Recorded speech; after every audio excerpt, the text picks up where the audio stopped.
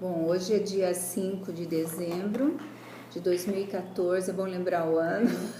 Segunda parte da entrevista com a professora doutora Luzia Marta Bellini, do Departamento de Fundamentos da Educação, da Universidade Estadual de Maringá.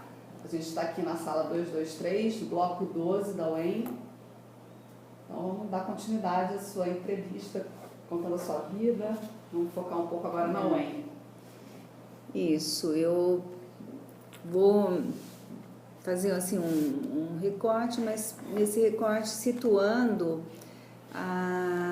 o período de 1986 até hoje na Universidade Estadual de Maringá, na área de metodologia de pesquisa, né, que é a nossa área.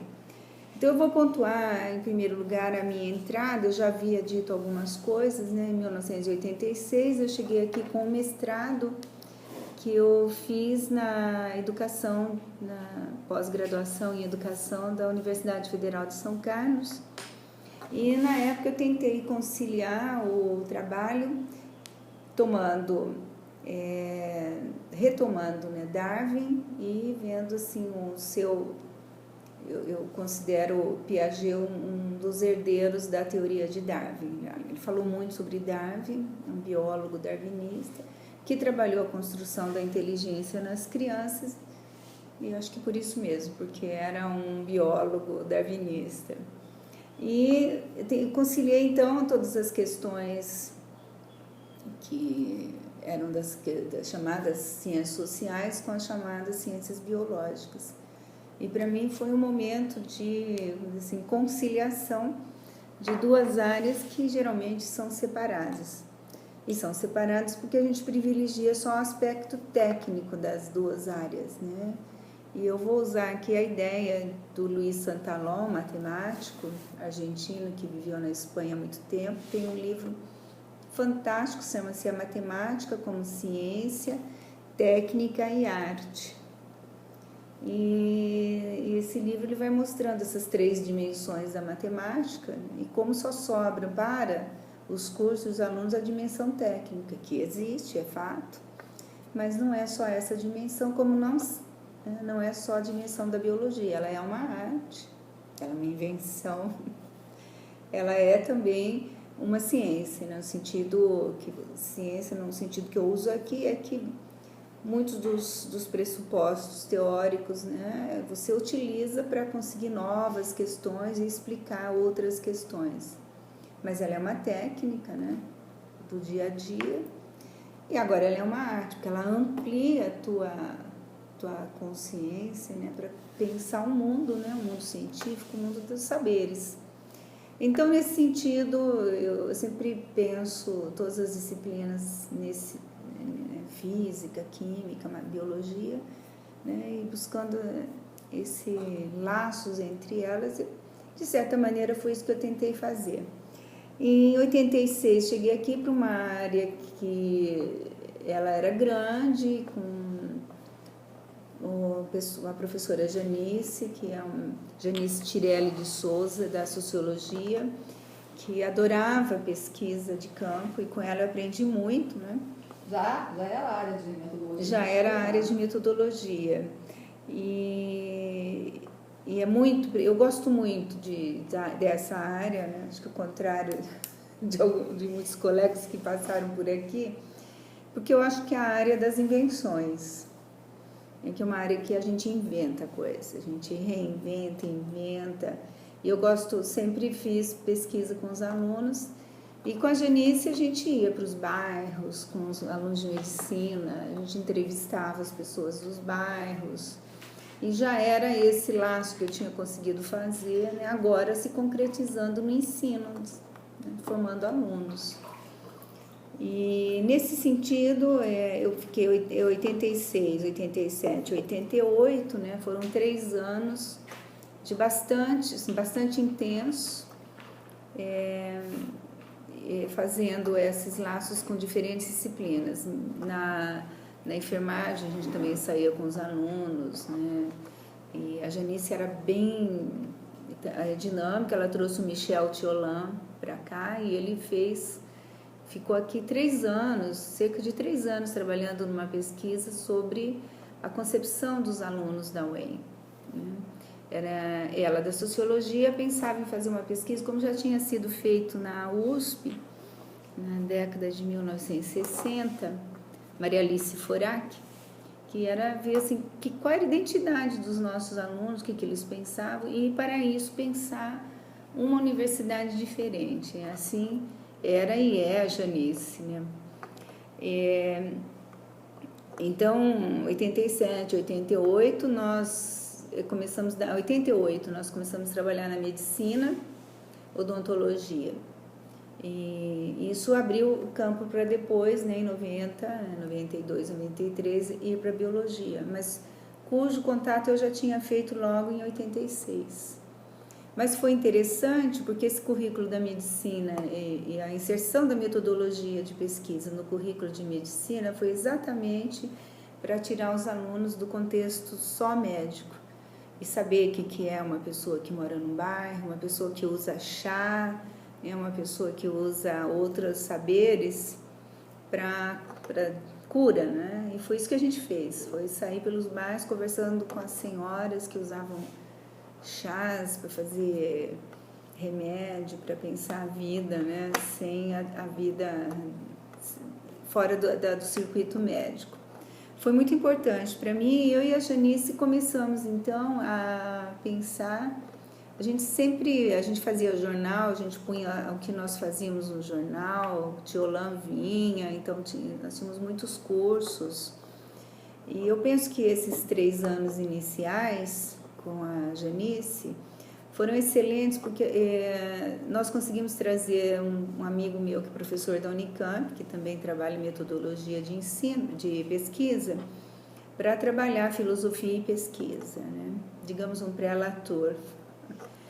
E aí é muito importante, porque tinha uma dinâmica muito boa, né? de discussões, de eventos, né? Então foram marcantes. Daqui a pouco eu me lembro o nome dele. Assim. Tem um livrinho que acho que está aqui nesse monte dele, né? Eu usei bastante aqui. E aí, bom, acho que 2 grandes cursos, então, 2 grandes encontros com o Michel Tiolan, que deu um curso, depois ficou aqui 3 anos, vindo, né, do Rio para cá, para ajudar na pesquisa participativa com os estudantes. E esse curso, outro, que também foi dado por esse professor da Unicamp, para aparar umas arestas, né, também da área, né, para onde nós vamos, o que nós somos, né, porque a gente era um ensinante de normas da BNT e a gente se recusou a esse papel, né. Normas da BNT, você não precisa de pagar um professor, fica caro. Então a gente queria a lei e a gente achava que a lei era trazer para a área as discussões de pesquisa mesmo. O curso do Tiolan foi muito importante, porque em 1986 e 87, a gente já falava em análise de discurso aqui, com software que e contava os adjetivos, substantivos, né, que Tiolan trouxe para a gente entender e ver, ou seja, era uma dinâmica muito boa, interessante para a época, né, 30 anos atrás. Né, e nós éramos, né, marxistas, nós tínhamos um problema, porque para grande parte dos marxistas do departamento a pesquisa não era necessária, porque Marx já tinha explicado tudo. Né? Para nós, Marx era um ponto da militância, que ela tinha num partido e eu tinha em outro. E a gente ria muito, porque ela disse que nunca tinha se dado tão bem com uma pessoa, né? Ela do PCB, né, Partido Comunista do Brasil, e eu da Convergência, que eram trotskistas e stalinistas, convivendo muito bem na disciplina. Né? E então nós trabalhamos bastante, a gente deu uma renovada na área, né? Assim, saímos daquela coisa técnica, mas também não ficamos só na questão teórica. A gente resolveu isso com os cursos e resolveu isso assim, a gente dá um curso, discute as bases teóricas, metodológicas, epistemológicas, mas a gente vai fazer pesquisa com os alunos. E a gente saía com um ônibus cheio de estudantes de medicina e odonto. E na odonto a gente permaneceu, né, com outro caráter, né, eu acho que mudamos muito mesmo. A entrada era maior? Era maior porque era uma disciplina específica, né? E como a disciplina específica, a gente também fez muita pesquisa. Como a disciplina agora inserida em outras, né, a gente perdeu a especificidade da pesquisa, penso assim. A área de METEP já, desde o início do curso de pedagogia, tem área ou... Desde o início. O departamento? Que me consta, quando o departamento, ele era chamado Departamento de Educação, DED, e tinha inclusive o Departamento de Psicologia. Mas tinha um professor que acho que era de Porto Alegre, não sei bem a história dele, já não estava aqui quando eu cheguei, e eles resolveram fazer a área de metodologia, que começou com 1, 2, quando eu cheguei aqui ela já tinha, sempre foi isso, né, 15, 8 professores, e curiosamente eram os professores mais ativos, né? Tinha um setor mais assim voltado para a técnica, né? Mas ela começou a abrir para a sociologia, abrir para outras áreas. Então, ficou uma área no departamento que ela sempre foi aberta, quando a outra área sempre foi só para pedagogos. E eu acho que para nós isso foi um diferencial importante, não tirando o mérito da outra área, que também tem a sua especificidade, né? Mas a nossa, sim, teve geógrafo, sociólogos, filósofos, eu, a única bióloga, bióloga, né, não, formada em biologia, né, e eu acho que isso dava um caldo, assim, efervescente.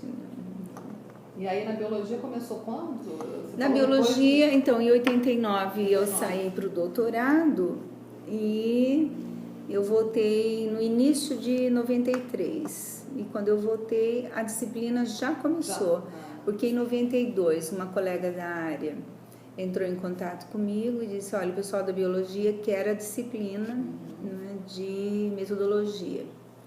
E eu, quando você faz a ementa, né, faz a proposta, quando eu fiz a proposta, eu inseri a história da ciência e a epistemologia da biologia, pensando, né, em Piaget. Falei, não, vamos estudar Darwin, estudar o que foi a biologia.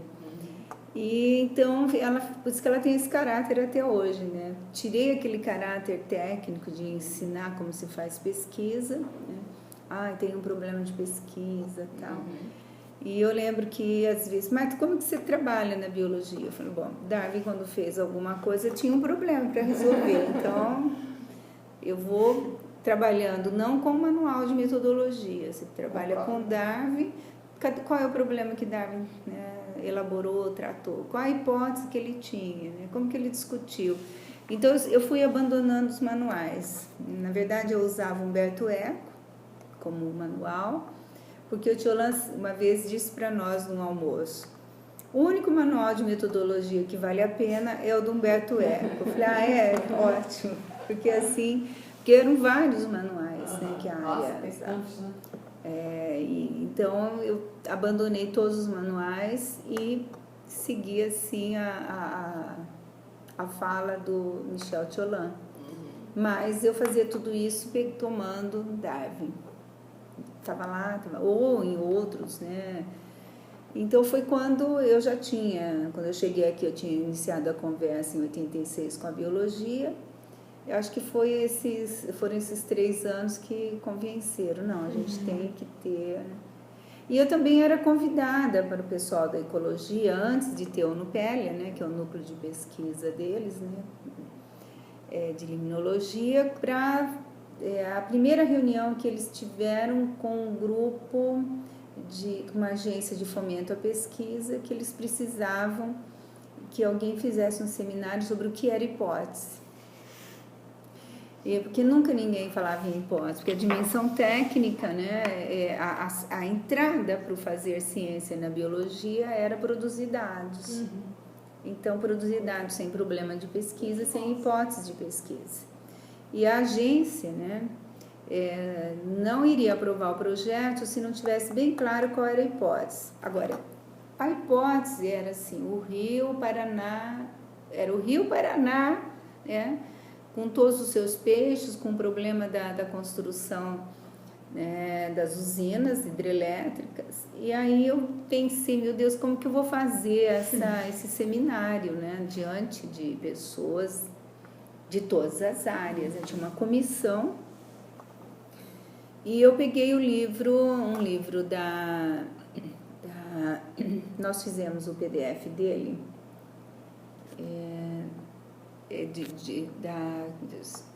June Goodfield, né? Sobre que ela seguiu uma cientista portuguesa na Inglaterra. E o livro começa, né, elaborando hipóteses, né, e era assim, que era sobre um câncer, né, e onde é que essas células cancerosas se escondiam no corpo, né, que não se detectava esse câncer. E eu achei interessante pegar essa ideia, né, essa busca, né, e essa construção de hipóteses pela Maria, que era cientista portuguesa na Inglaterra, sofrendo todos os preconceitos dos ingleses, e falei, bom, fui mostrando, olha, hipóteses, né, que é assim, o que a gente está imaginando, chamou Um Mundo Imaginado o livro. E aí, para minha surpresa, cada biólogo, cada ecólogo que estava lá foi levantando, né, porque eles eram de áreas diferentes. Um estudava peixe, outro estudava alga, outro estudava só água, né? E eles foram construindo, foi uma construção deles a partir deste livro, dessa reflexão. Legal. E assim, o seminário foi um dia inteiro, eram 3 dias, um dia inteiro só para isso. No final do seminário, o Sidney Magela, né, o Ney, ele pensou uma hipótese que até hoje é a hipótese deles de pesquisa, que é a pulsão, né, do Rio Paraná. Quer dizer, tem um pulso, né? Eu falo pulsão, mas é pulso d'água, né? Quer dizer, como é que um rio sobrevive? E ele foi, porque é muito difícil constituir uma hipótese num trabalho interdisciplinar, num rio que é enorme, né? Então, daí, quando eles tiveram tinha um curso de especialização que eu trabalhei, com metodologia de pesquisa, teve esse episódio, esse evento, e eles começaram mestrado e doutorado. E praticamente, né, eles vão fazer 30 anos também de curso, que é uma potência, né? Você chegou a atuar, né, nesse programa? Eu atuei 12 ou 13 anos no programa, no PL. Eles propuseram um trabalho, na verdade, uma professora da sociologia, que também foi chamada porque a CAPES e todos os órgãos de fomento queriam um grupo de humanas. Então, isso foi dado a essa professora de sociologia que estava fazendo doutorado em geografia na USP, a Maria Cristina, e a Maria Cristina me chamou. Eu já tinha dado aula, me chamou o professor Tomanique da psicologia e 2 professores da economia e administração. E no momento eu recusei, era 92, eu precisava terminar meu trabalho. Falei, olha, espera um ano que eu volto, né? Tem que terminar. E aí eu voltei. Eu voltei em 93 e trabalhei 12 anos lá. Eu orientei, aí abrimos uma área, né, que chamei de educação ambiental, eu fiquei 12 anos. A própria Cristina trabalhou menos tempo que eu, né? E eu acabei orientando. Eu comecei orientando doutorado, né? Porque todo mundo que aparecia era doutorado. Então eu fiz o contrário. Todo mundo começa pelo mestrado, eu comecei pelo doutorado. Eu acho que não tem regra, eu não penso assim. E aí acabei assim, fiz um núcleo, o núcleo cresceu, tentamos inovar, fizemos uma dissertação que eu fiz, ela está impressa, mas ela está em CD, né? Mas é toda uma imagem com som, e cada vez que o meu orientando filmou o rio e os seus sons, então cada som a gente foi dando um nome, né? Esse CD fez o maior sucesso na CAPES. Quando a CAPES veio para cá para a primeira avaliação, eles queriam me conhecer. E esse CD foi assim, eu falei, vamos fazer um treco diferente, algo diferente, porque a biologia pode trabalhar com isso, né? E a gente não tinha software, a gente não tinha dinheiro, a gente foi emprestando. Não tinha equipamento. Não tinha equipamento, não tinha nada, mas deu certo, deu para fazer. E é um CD que é referência ainda, né, lá. Eu passei lá essa semana e a bibliotecária abriu falou, mas você não está mais aqui dando aula, né? Eu vou abrir aqui para ver as teses de referência. Na UEM, né, tem 20 referências. E eu estou entre os 20 com 3 dissertações ainda, né? Eu falei, nossa, vou voltar.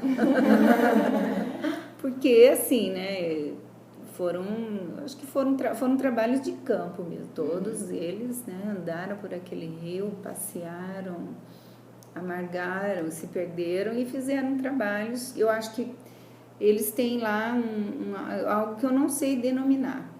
O que foi que nós fizemos, que a gente acabou não fazendo na educação ambiental, no sentido de ensinar a gostar do ambiente. Eles fizeram um trabalho que eu acho que é de sociologia, eu não sei, né? Porque, na verdade, eles entrevistaram os pescadores, deram voz ao povo que estavam lá, a gente fez um pouco de história daquela população. E se um dia alguém lê, sabe que naquele lugar que todo mundo estuda peixe, né, tem homens, mulheres, crianças, tem gente que se suicidou, tem gente que morreu, tem gente que nasceu. Que eu acho que é isso, a contribuição lá, né? Então, trabalho, né? Ficou bacana, muito bacana. Né? Eu sei que tem uma mulher, eu não sei o nome dela, deu um mini curso na Semana da Biologia, que ela tá com um projeto desse. Pelo Nupéria, ela tá fazendo, é meio que etnobiologia, eu acho, não é? Etnobiologia. E ela tá nessa área, assim, entrevistando os pescadores, a vida deles, as crianças, os filhos dos pescadores, porque o povo só vai para estudar peixe, né? Daí ela tá tendo essa visão. Eu acho que eles têm que estudar peixes porque é o projeto do Nupéria, né? Mas eles não podem esquecer, né, que tem gente, lá tem muitos pescadores que ajudam os estudantes, indicam, né? Então, eles têm histórias belíssimas daquele local e aí eu acho que, sobretudo, tem a memória, né, das pessoas do local, que tem outros saberes, né, etnográficos, etnobiológicos, né? É um lugar muito bom. Mas agora eu acho que eles tomaram um caminho, né? Um caminho bem biológico, né? O estudo das espécies ali que lhes cabem. Mas eles fazem isso muito bem, né? São muito bem conceituados. Nós fizemos um livro lá, eu dei aula, o grupo de 2003 foi um grupo especialíssimo. Tive um grupo de alunos, mestrado, a classe estava cheia, porque eu nunca tinha uma sala cheia, era sempre 6, 5 alunos, e de repente me aparecem 17, 20 alunos. E eu acho que apareceram os melhores alunos da época, o Edson, que trabalha hoje na Federal Tecnológica do Paraná, na sede em Londrina, outros alunos que estão em Rondônia, né, que praticamente todos estão trabalhando muito bem, eles estão trabalhando inclusive na Amazônia, né, um levantamento fantástico. E, para surpresa minha, um desses alunos, um dos melhores alunos, que eu não me recordo o nome agora, ele trabalha metodologia de pesquisa. Esse é o herdeiro total. Herdeiro. E ele é um leitor e admirador do Paul Feyerabend. Ele leu sozinho na época, porque a gente começou a ler a gente começou a ler o básico, e ele descobriu sozinho contra o método, né? E aí ele mesmo deu um seminário, ele virou aquela ecologia, né? E ele é muito bom, ele é um biólogo brilhante, né? Então ele falou, Marta, vamos fazer um livro, né, dos trabalhos que a gente entregou para você, né? Eu falei, vamos. E ele organizou, né, o livro, ele e a Ana Petri, que está dando aula no Rio de Janeiro, numa Federal do Rio, em Macaé. e também é uma brilhante bióloga. E aí todo mundo se juntou e todo mundo lia coletivamente e era para ser, e aí o livro não era sobre epistemologia ou sociologia da biologia, era sobre os ecólogos. É aquele livro, né? Que é o livro, né, que foi publicado em 2006, 3 anos depois. Nós levamos 3 anos de trabalho bastante intenso, né, que é o Fernando Pelicici. O Fernando é uma pessoa especial, né? Nunca vi alguém, ele continua do jeito que é, manda as coisas. Eu acho que na Federal de Rondônia, onde ele trabalha, ele vai ser uma referência em pesquisa. E é fireman mesmo. Eu não sei, eu acho muito lindo, porque andei bastante pelo Brasil, mas eu fui para Goiânia agora e vai para lá, para cá, no interior mesmo do Brasil, e eu fico assim feliz de ver, né? Lá em Rondônia, um especialista em Paul Fireman. E isso né? É um luxo. É um luxo, um luxo. E o Fernando, esse livro teve muito da Ana, né, e do Fernando, porque eu estava cheia de disciplina e a gente ainda conseguia sentar e um lia para o outro, lia. E daí a gente resolveu que quem ia fazer o prefácio desse livro eram os 2 grandes ecólogos do Brasil. Eu falei, nossa! Né, que é o Fernando, que fez esse livro que eu trouxe agora, né, que fez o doutorado, o Fernandês, né? E chama Poema Imperfeito. Eu ganhei esse livro, Poema Imperfeito, e levei para eles, né? E eles fizeram um contato com o Fernandês e um outro professor, né, que leu e falou assim, tá ótimo o livro, vocês têm que publicar, não tem nada no Brasil nem fora do Brasil. O que a gente fez? Eu tinha na disciplina, eu fui pegando ecólogo por ecólogo, como surgiram. E para minha surpresa, os primeiros ecólogos do início do século XX, eles eram uns filósofos da biologia. Eu falei, nossa, isso é muito bom, né? Diferente do técnico, né? Aquelas 3 dimensões, esses ecólogos tinham as 3 dimensões. E esses ecólogos diziam, a nossa hipótese, a metáfora que eu usei, muito, né, como faz o Darwin na Origem das Espécies. O meu argumento a minha hipótese a metáfora que eu vou usar aqui.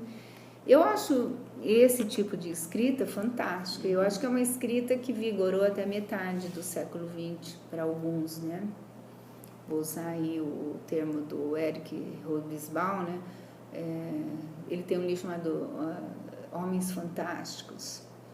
Isso tem gente fantástica, né? E aí nós fomos trabalhando e os alunos aqui ficaram entusiasmados e buscaram tudo sobre cada ecólogo que eles escolheram. Então, desse levantamento que eles fizeram, cada um fez um capítulo.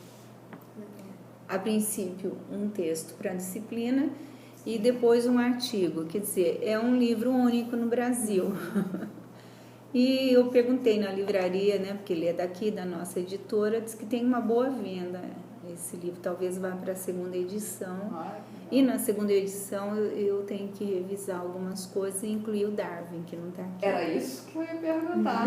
E a presença do Darwin entre esses ecólogos? É possível pensar isso? Então, todos os ecólogos apresentados aqui são darwinistas, né? E leram Darwin, fazem referência. E, na verdade, quando nós constituímos o livro, nós fizemos assim, 2 ficam com esse, eles escolheram, e nós ficamos com 3 faltas, que era alguém para falar de Darwin, que era alguém para falar de um ecólogo que um dos professores que leu e deu parecer assim, mas está faltando, né, McCarthy, e o Lamarck. E aí eu pus assim, gente, precisa-se de autores. E na época nós não encontramos ninguém que tivesse a disponibilidade para fazer isso. Então eu penso que se nós tivermos a 2ª edição, ela vai quase ser uma outra edição, porque o capítulo de Lamarck, né, eu acho que ele precisa ser repensado e mudado. Que eu li, né, mais Lamarck, e eu acho que nós temos que mostrar pelo menos que tem duas interpretações de Lamarck. E são duas diferentes. Uma colocando como evolucionista e adaptacionista, né, e outra não, porque a do Capone eu faço referência aqui, mas a gente não desenvolve. Talvez alguém para falar de Darwin, talvez hoje eu pudesse fazer isso, né, nós, né, e achar realmente alguém que fala de MacArthur, né, que aí com isso você acha que é? Aí o livro ficaria mais completo, né? E nós tivemos 3 pareceristas, os 3 gostaram do livro porque ele tem essa marca da presença de Darwin em todos eles, com a ausência de Darwin, né? E com a ausência do MacArthur, que ele é fantástico, né? Mas a gente precisa de alguém que o conheça bem. E no Brasil, eu lembro que a minha ideia era pôr assim, né, no blog, né, procura-se um autor, né, que goste do MacArthur, que possa falar dele e tal. Mas são, por isso que a gente optou assim, né, história de cada ecólogo, não é história da ecologia. E não é de todos. E não é de todos. Vai ter falta, vai ter claro. falta. E ele tem uma coisa interessante, né, o último capítulo é sobre a ecologia da Argentina e de 2 ecólogos de lá, que um parecerista chamou a atenção que só isso já era um livro, que ele achou que o capítulo estava muito bom e que a gente não conhece, né, os ecólogos da América Latina, e o livro tinha isso, só que era só um capítulo. Então o livro, eu acho que ele é fértil, né? E não é um livro que a gente fez só para pôr no Lattes. Esse livro aqui, ele tem uma coisa especial, porque ele tem 1 ano de disciplina, depois ele tem mais 3 anos, né, de escrita, de mudança e tal. Aí ele é publicado depois de muito trabalho, e eu lembro que o Fernando pôs no blog o livro com uma florzinha, né? Ele ficou tão entusiasmado, aí todo mundo tirou sarro na florzinha, né? Mas realmente é um livro que é empolgante, foi empolgante, né? E ele é usado em alguns cursos. Um dos pareceristas, que era da Unesp de Rio Claro, trabalha hoje na Amazônia. Então, provavelmente, esse livro está sendo lido lá na Amazônia, está sendo lido no Rio de Janeiro, né? E quando eu viajo e vou encontrar ecólogos, eu levo, né, para doar e falar, olha, está aqui, precisa ser mudado, mas é o que a gente tem no momento. Esse livro é um livro que talvez tenha uma coisa assim, né? A gente nunca espera, que foi também um livro com o qual eu fechei e acabei ficando, né, fora, porque da ecologia, porque eu acabei me dedicando muito ao PCM, né? Foi na sequência? Então, foi na sequência, eu tinha 2 pós-graduação para trabalhar, optei por um e fechei um ciclo na ecologia. Mas ainda lá no PL, você então orientou vários alunos e, enfim, né, liberta esse belo trabalho no livro. E você usava o Darwin nas suas aulas? Porque a gente, pelo levantamento que a gente viu lá no PL, por exemplo, só tem uma edição da Origem das Espécies, que é a portuguesa, né?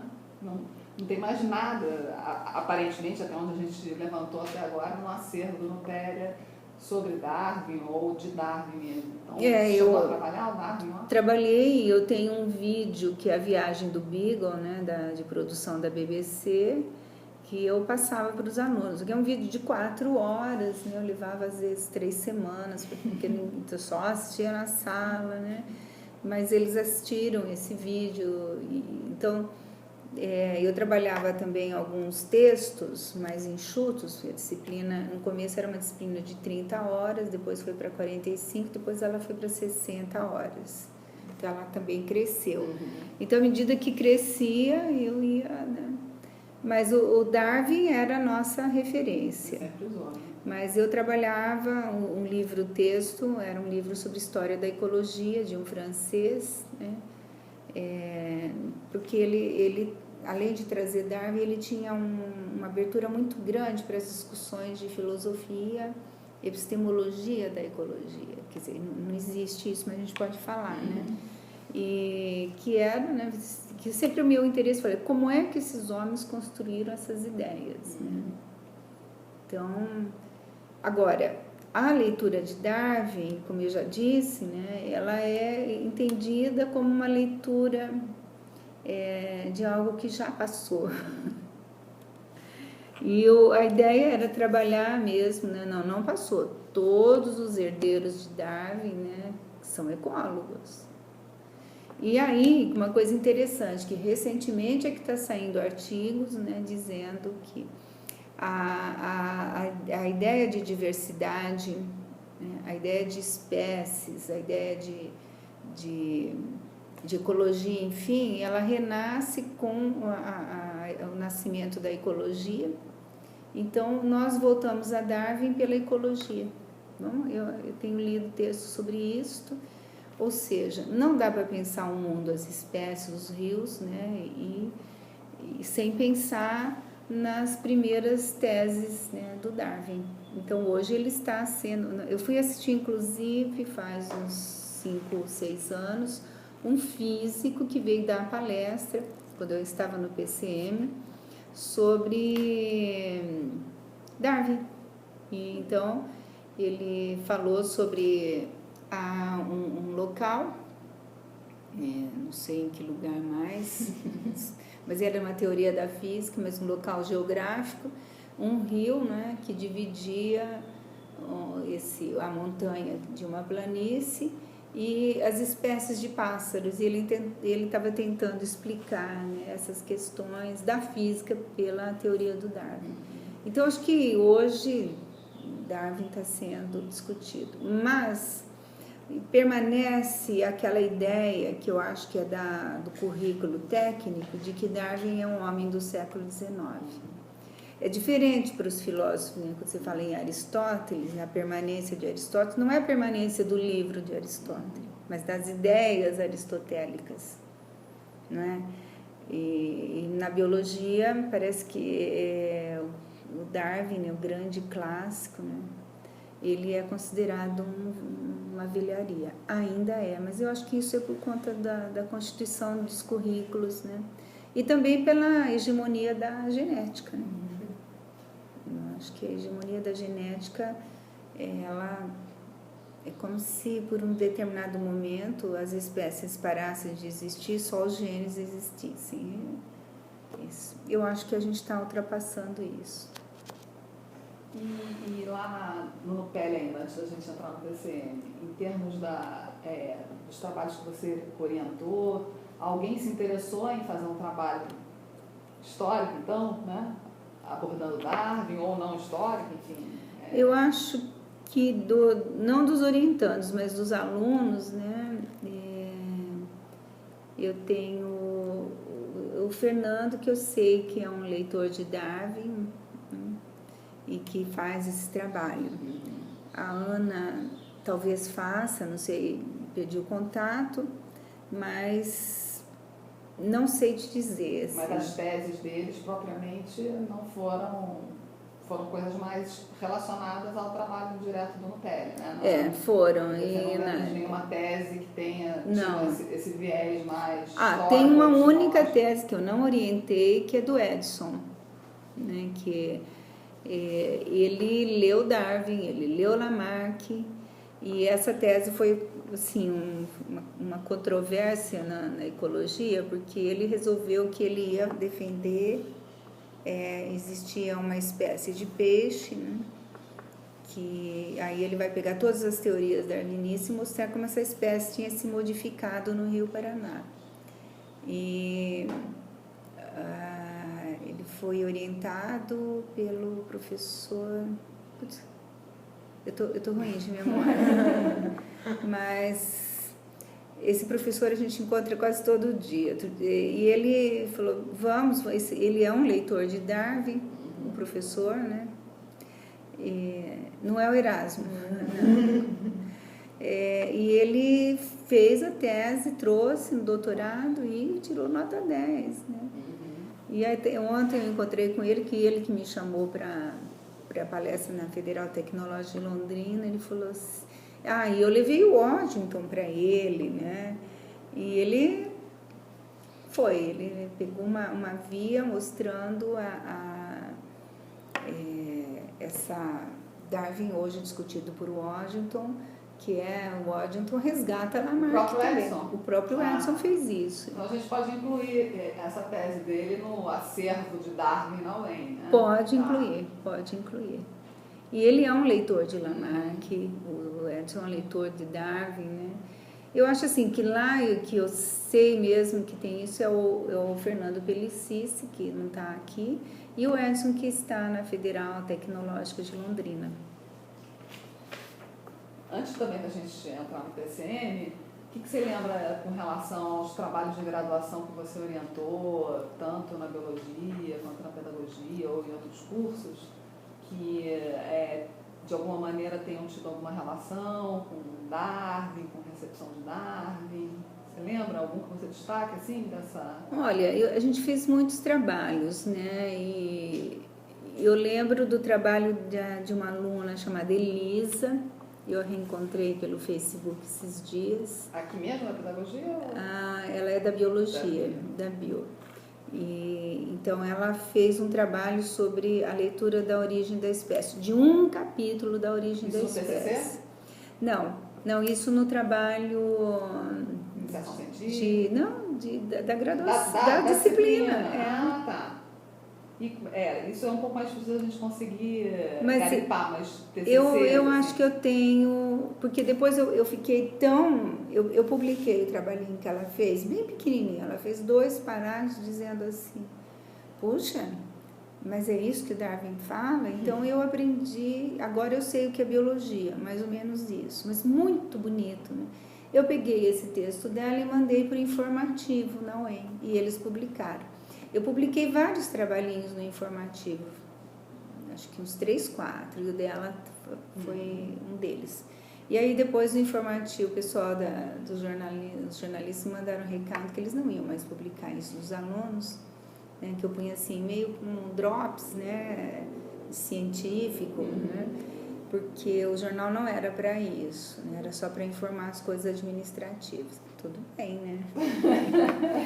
Enquanto eles publicaram, a gente usufruiu, né? Eu queria mostrar como que às vezes os alunos reagem de uma maneira tão fantástica que eu mesma ficava perplexa com a perplexidade deles.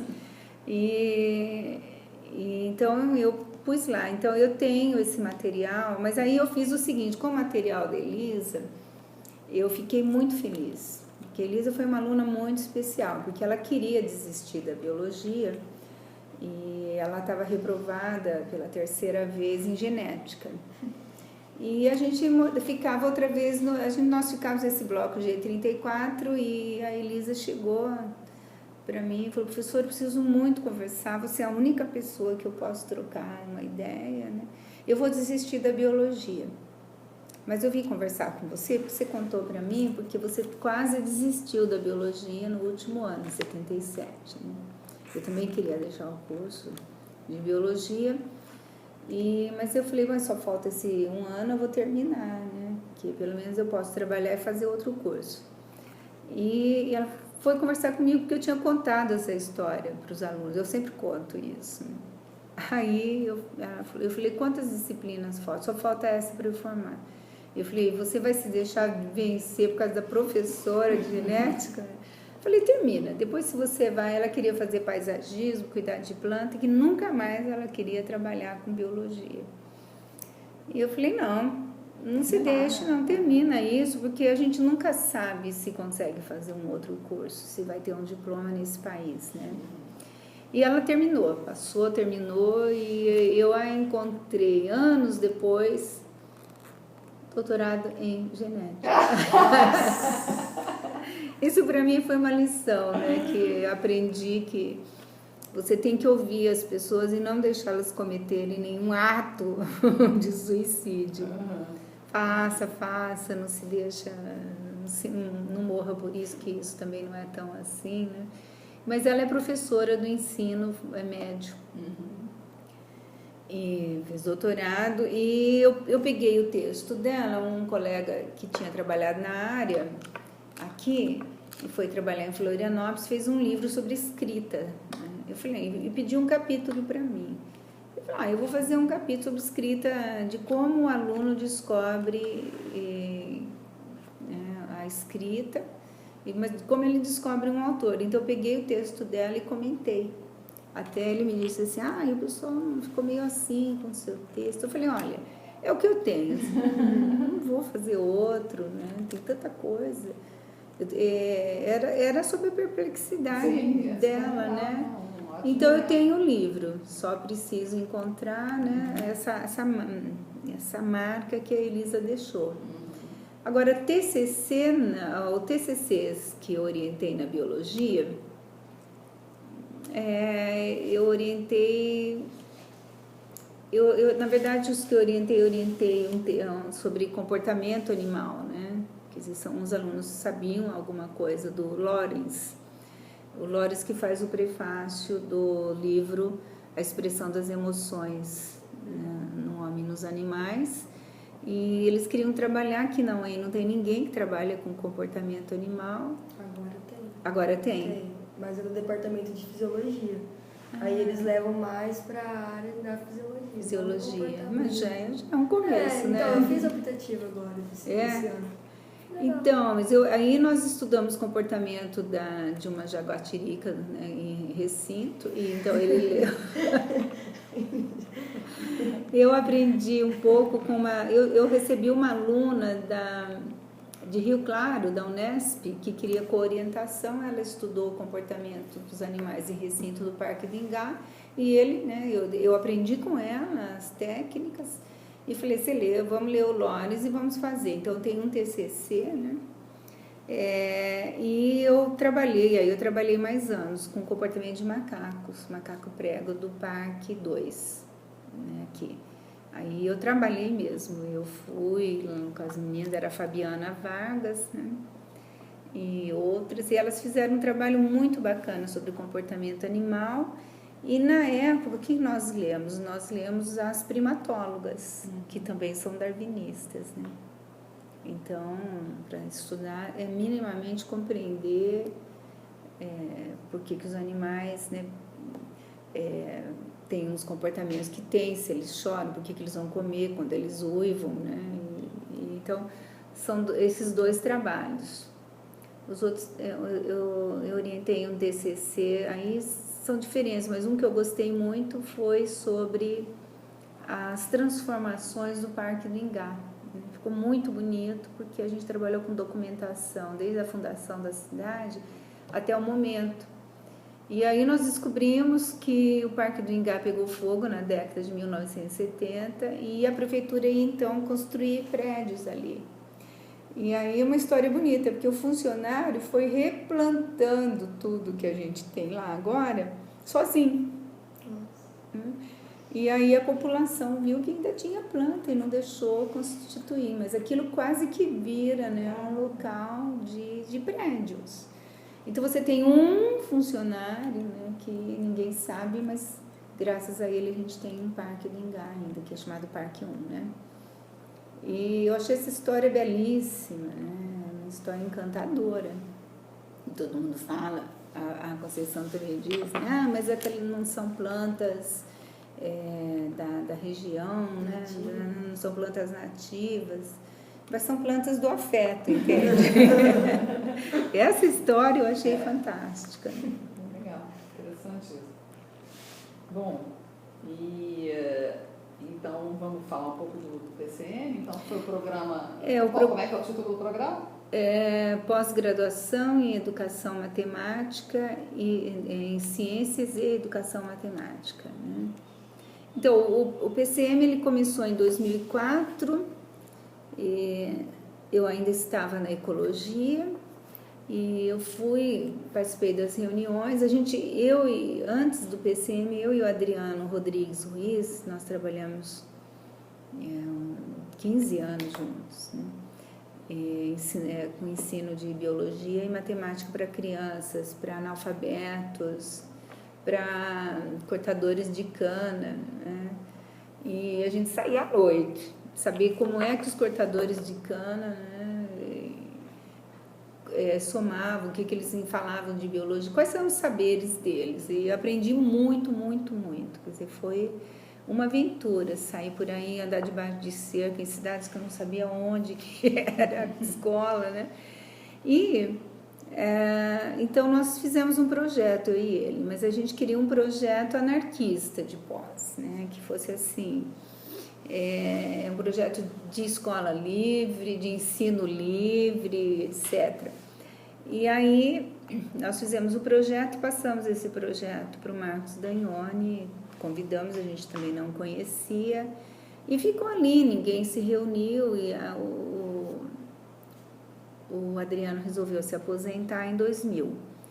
E em 2004, o Dagnoni, um projeto que na verdade era do Adriano, mas assim, ele remodelou, ficou outro projeto, né, nos moldes bem da CAPES, e era ensino de ciências e matemática. Então, juntou os professores das áreas de ensino da matemática, eu e a Regina, né, da biologia, o pessoal da área de ensino, e então começamos esse projeto, mas estava pronto, assim, com as disciplinas, com as marcas e tal, e eu entrei, né, o projeto foi aprovado em 2004 e trabalhei, logo de cara eu peguei uma orientanda, né, e aí ela era das ciências, formada em ciências, Ana Lídia, mas foi um trabalho excepcional, porque a gente fez uma análise de como os professores dão aula usando a partitura do professor, que é o livro didático, né? E a gente estudou retórica, estudou Aristóteles, estudou Perelman, a Ana estudou tudo que, né? Então, e a Ana era uma boa leitora, então ela estudou Darwin, mas nós precisávamos ter assim, né, uma marca do ensino de ciências. Então a Ana Lídia, uma outra orientanda, Priscila, da biologia, que a gente também fez uma análise retórica do livro didático sobre HIV/AIDS, o que eles falavam, né?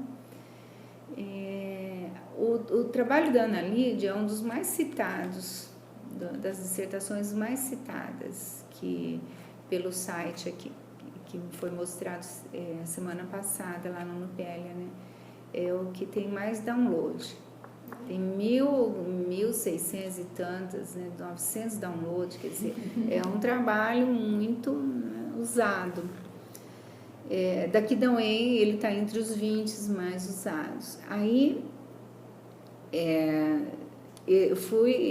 depois eu comecei, então, em 2006, então, 2 anos depois, eu fui analisar o que os livros didáticos falavam de Darwin, né, e Lamarck. E aí eu fiz um trabalho, assim, sozinha mesmo, fiz o levantamento, né, na esteira e esse trabalho tem sido super usado. Acho que ele acabou sendo pioneiro nessa área, porque há vários trabalhos que falam sobre evolução, mas no livro didático e tal, mas eles falam, eles disseram isso, né? Dessa vez eu fiz um trabalho com a retórica me amparando, ou seja, que metáfora, né? Quais são as metáforas que o Darwin usa, mas na transposição, né, para o livro didático, como essas metáforas se readaptam, são mudadas as metáforas, né?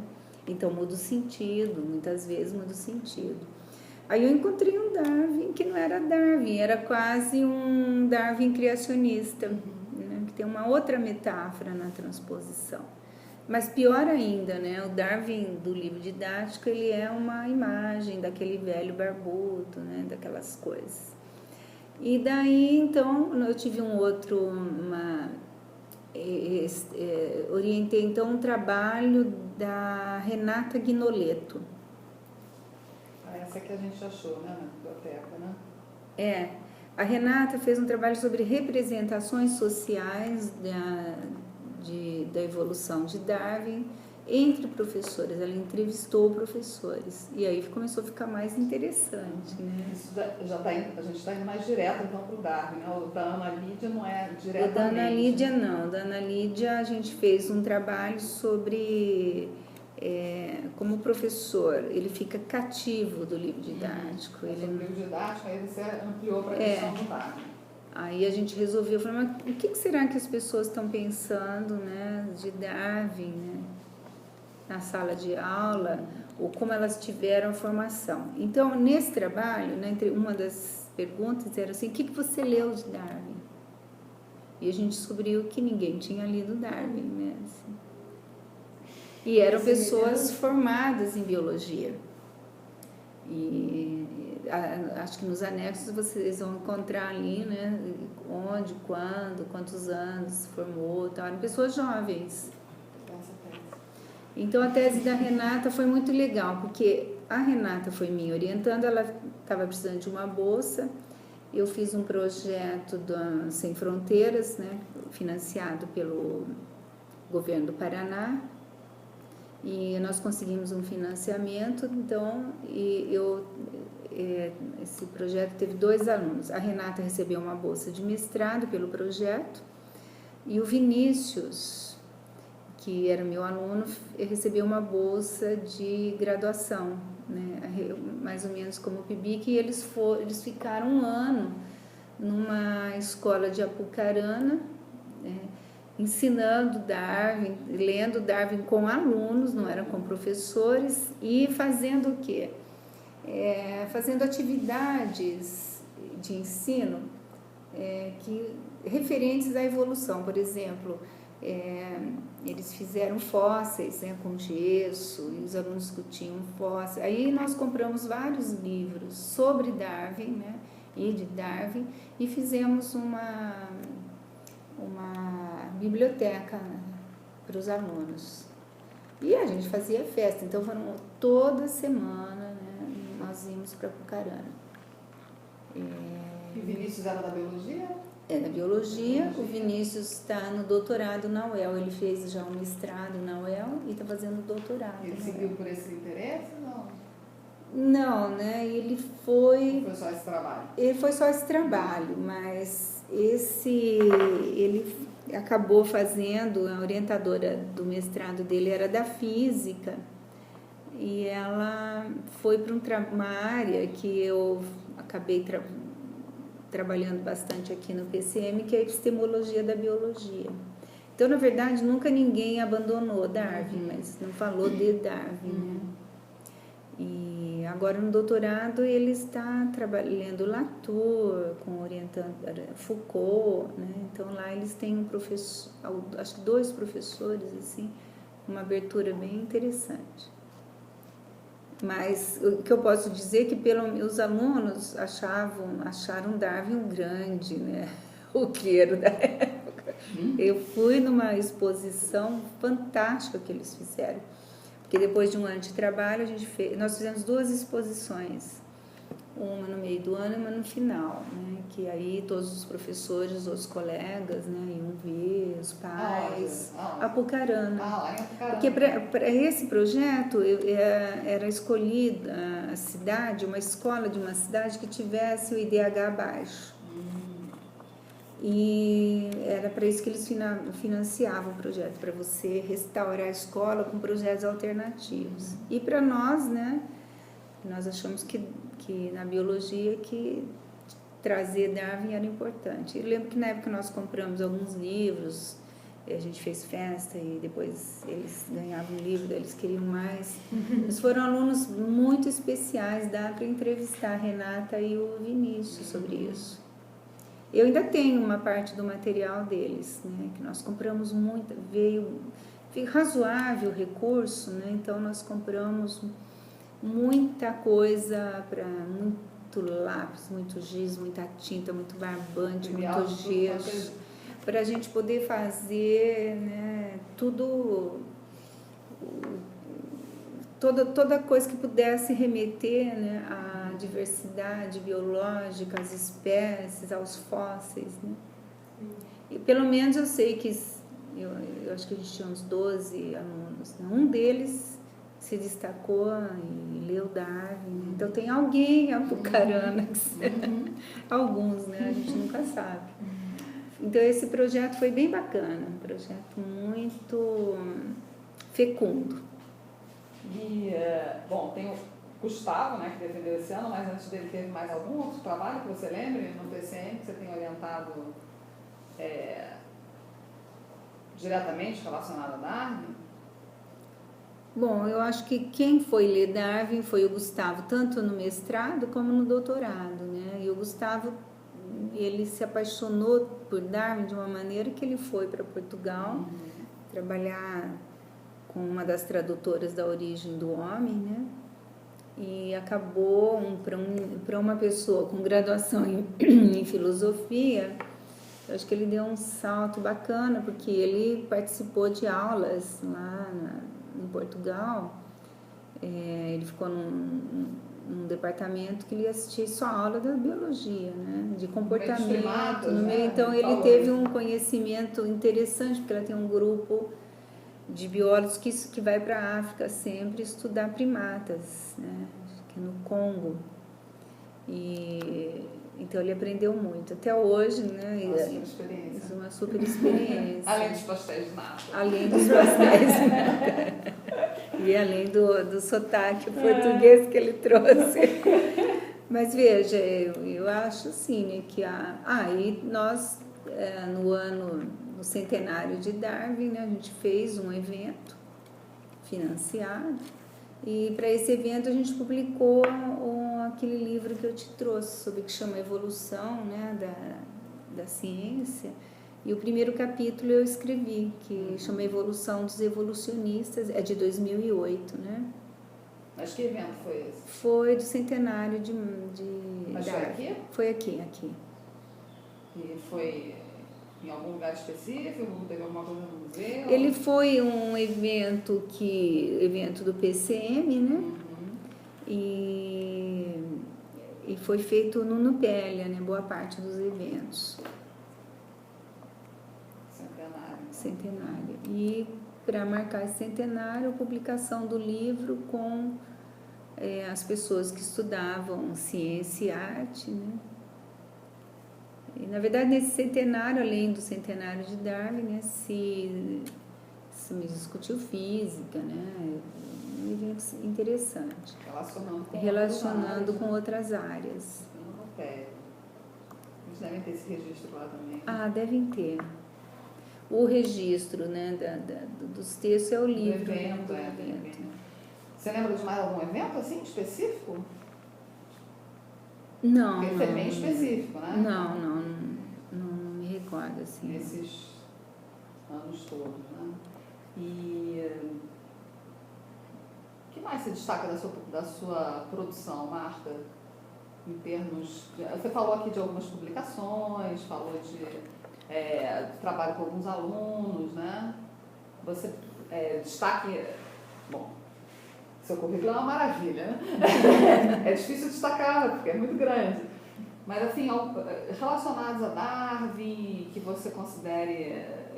Você vive mencionando um artigo que você considera importante com relação aos livros didáticos, que é esse aqui que você chamou a atenção agora, que é produto desse projeto, né? Que você faz aquela menção a uma outra autora também, né? A Roque, né? Qual é o nome dela? Isabel, né? Rebelo Roque. Mas, além desse... Olha, o que eu marquei aqui, que entre 1993 a 2000, eu trabalhei com o professor Adriano Rodrigues Ruiz. Ele é um matemático e ele é voltado para as discussões de ensino de matemática. Ele é um anarquista, ele é uma pessoa assim, que tem ideias sobre educação completamente diferentes das ideias que a gente conhece, né? E nós trabalhamos esses anos e nesses anos eu participei sim de alguns eventos aqui na UEM e fizemos algumas discussões e trabalhamos na alfabetização de adultos. E na biologia, né, ele ficou com a parte de matemática, eu fiquei com a parte de ciência e biologia. Sempre a gente se deparou com, por exemplo, uma sala de aula que os alunos queriam saber por que o mundo tinha sido feito desse jeito. Por exemplo, começou com a história do mar, por isso que eu fui convidada até para trabalhar as alunas tinham 60, 70, até 80 anos, né? E uma perguntou por que a água do mar era salgada, e aí a outra disse, não, o homem foi jogando, né, sal na água durante muitos anos e ela ficou salgada. Aí a professora disse o seguinte, a professora era uma aluna nossa, não, foi Deus que fez assim. Aí criou uma complicação, né? E foi quando eu comecei a trabalhar, logo que eu cheguei aqui em 94, 93, 94, eu já estava trabalhando então com o Adriano, e aí nós fomos levar as hipóteses científicas dessa área. E aí, então, temos que retomar as questões da evolução, né? Então, nós temos 3 hipóteses sobre a água do mar ser salgada, e a gente depois discutiu isso em grupo e como traduzir isso para os alunos, né? E daí, então, eu e o Adriano trabalhamos em 94 até 96 num projeto com as alunas, e nós queríamos saber como é que elas pensavam o mundo. E num desses momentos, né, desse projeto de alfabetização de adultos, a gente se deparou com um dilema ético que era assim, os professores podem bater nos alunos, né? E as alunas diziam que podiam, e eu ficava inconformada. E disso resultou um texto até, né? Pode bater, porque elas, né, não tinham estudado, porque elas tinham cabeça dura, e isso e aquilo. Então eu e o Adriano ficamos assustados e resolvemos montar um projeto de discussão de texto. Então eu não sabia que texto levar, levava um, elas não dava certo, levava 2, não dava certo. Até que um dia eu achei um texto num livro sobre biologia, né? De como o homem tinha inventado a escrita, de como o homem, né, tinha inventado as coisas e tal. E eu levei esse texto, que na verdade era um livro para crianças sobre a origem do homem. Então, o que eu posso dizer é que eu tentei levar Darwin para crianças, para as pessoas que estavam sendo alfabetizadas. E aí, esse primeiro texto foi o texto que deu certo. Porque quando elas viram que o homem escrevia, depois pensava, inventava, e não sei o que lá, né? Elas começaram a contar histórias de que os avós faziam, né? E do que elas faziam. E nessa invenção, né, foi como recuperar de como a gente se torna humano.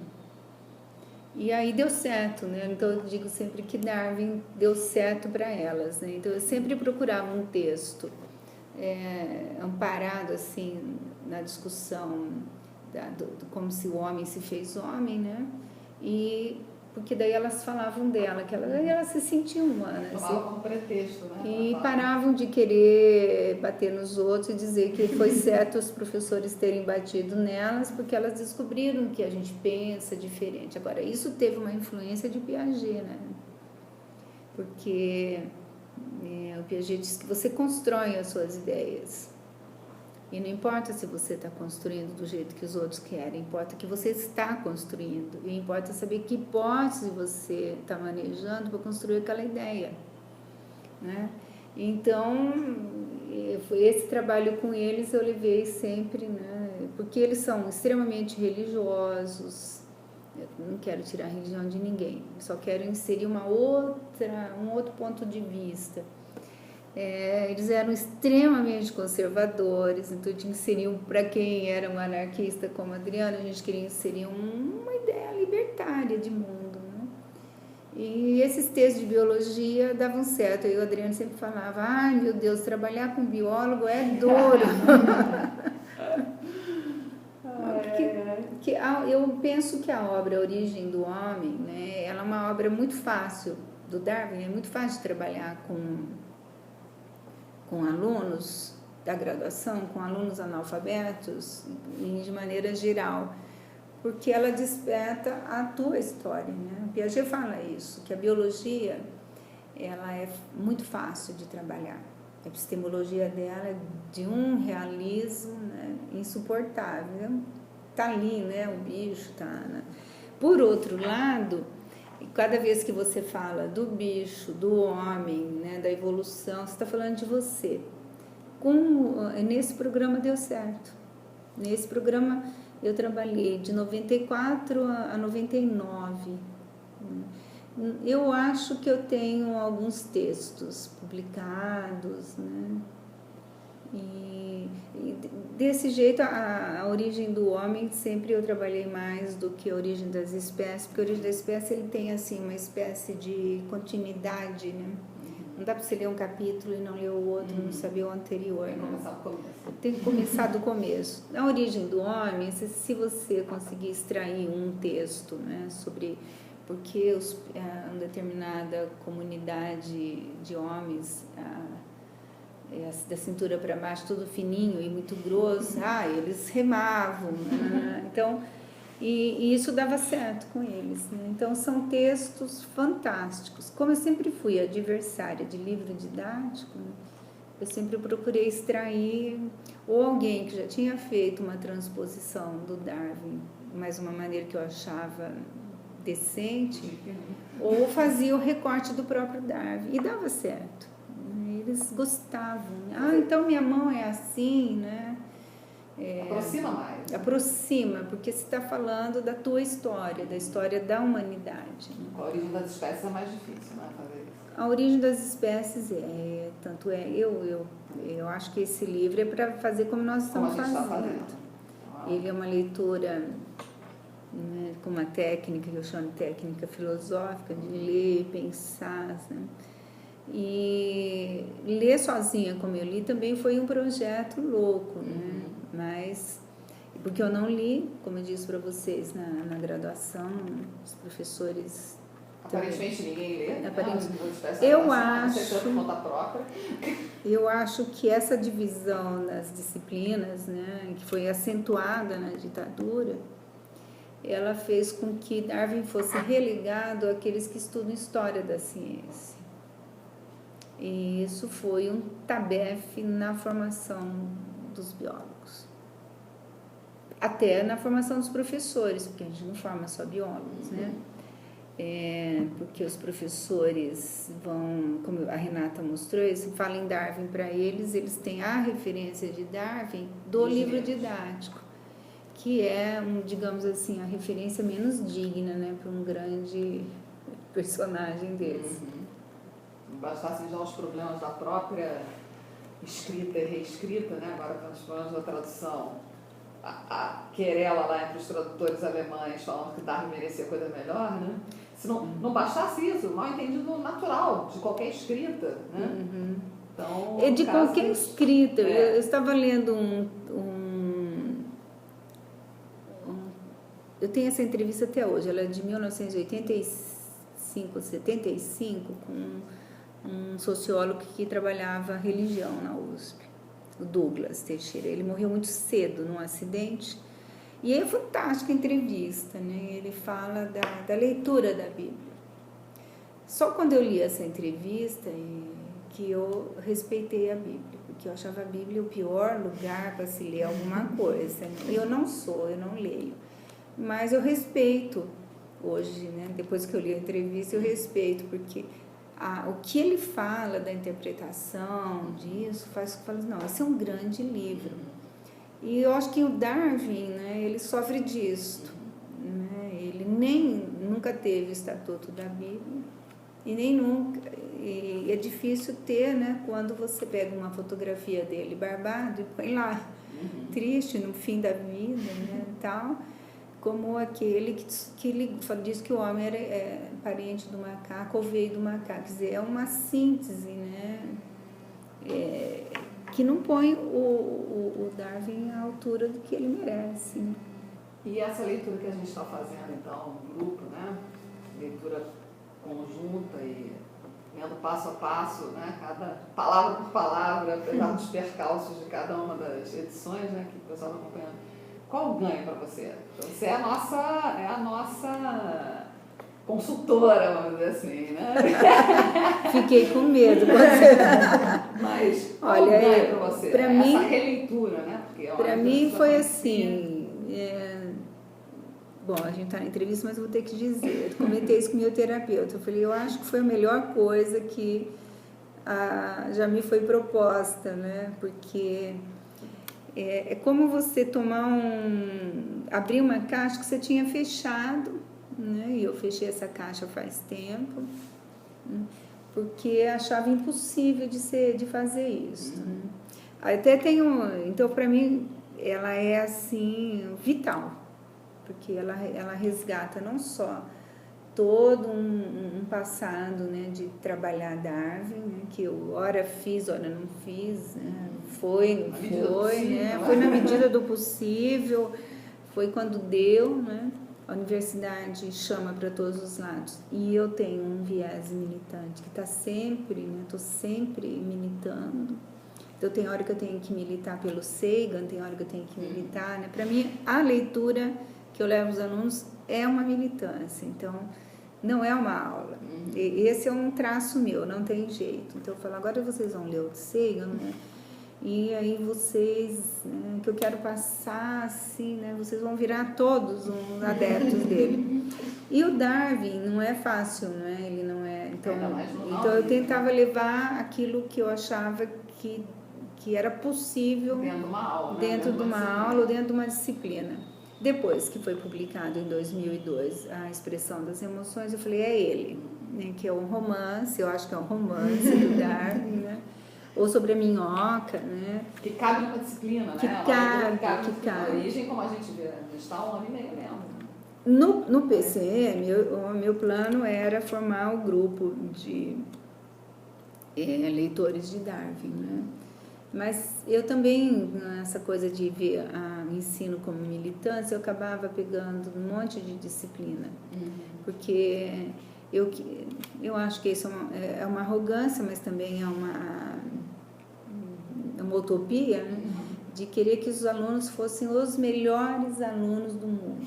Que eles tinham que saber retórica, Darwin, né? Conhecer toda a filosofia da ciência. E Piaget de quebra.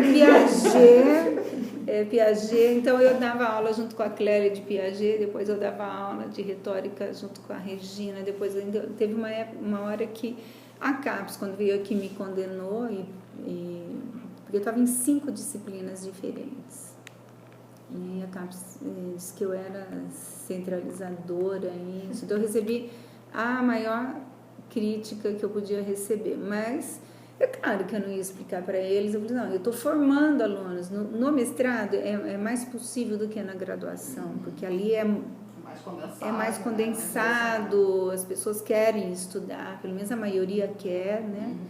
E eu era assim, né? As aulas eu fazia assim, foi quando eu comecei a copiar livro em PDF, que eu queria que todo mundo lesse o review. Um pouquinho da minha co-orientadora lá, que ela dizia assim, ninguém pode sair da educação sem ler Marx, Freud e Piaget. Então eu tinha assim, ninguém pode sair daqui sem ler Darwin, um pouquinho do que foi Einstein, né? Então eu tinha isso, então isso acabou impedindo. Aqui eu acho que depois, né, de afastada do mestrado, eu estou mais tranquila, então, e eu estou vendo coisas que eu não tinha prestado atenção, né? E estou vendo coisas que a gente pode fazer, como essa do Huxley, né, de mostrar que tem essa tradição fantástica. Novas ideias vão surgindo. Nossa, acho que ideias não faltam de projetos com relação a Darwin, né?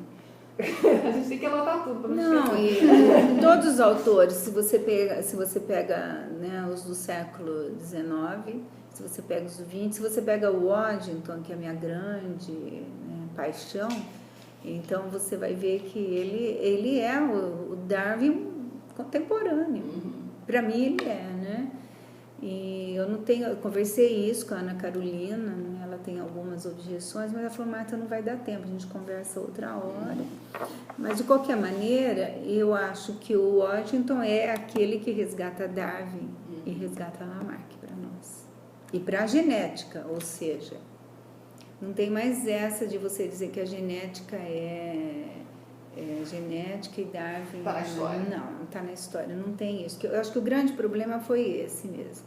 Separar aquilo que a gente chamou de ciência, que eu chamo de técnica, né, na genética, e o que é também ciência, claro, de história. Essa divisão acabou com o curso de biologia, assim, essa integração, né, na verdade eu penso como Dobzhansky, que nada pode ser pensado na biologia sem a evolução, nem a genética, né? Mas é essa confusão de técnica mesmo. Então, acho que... Então, para finalizar aqui, as perguntas que você fez, eu acho que agora eu estou resgatando, eu estou conseguindo fazer o roteiro, falando, não, tem esse projeto, tem esse projeto, tem esse projeto para ser desenvolvido, né? E fazer aquilo que o Eric Hobsbawm diz, né? Pôr o Darwin no lugar que eu acho que ele merece, tem que estar para, não é só para a biologia, mas para a biologia e toda uma geração de cientistas, né? Ótimo, excelente. Você quer dizer mais alguma coisa, Marta, para a gente registrar, para a gente finalizar? Eu acho que é isto, e acho que eu já falei bastante, mas é interessante, né? Estou repensando aqui, quando eu saí da biologia, eu falei, nossa, não li Darwin. Fui trabalhar com Darwin no ensino médio, fui expulsa da escola, né? E aí retomo Darwin no mestrado e acabo retomando de alguma maneira agora, né? Então isso para mim tá na tua vida. Tá na minha vida. Descobri isso. Todos os caminhos levam ao Darwin. E como diz o Wendel, né? Deixa o Darwin falar.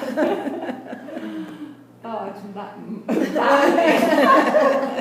Tá ótimo, Marta. Obrigada. Legal. Dessa vez ficou na mão da Marta. Não.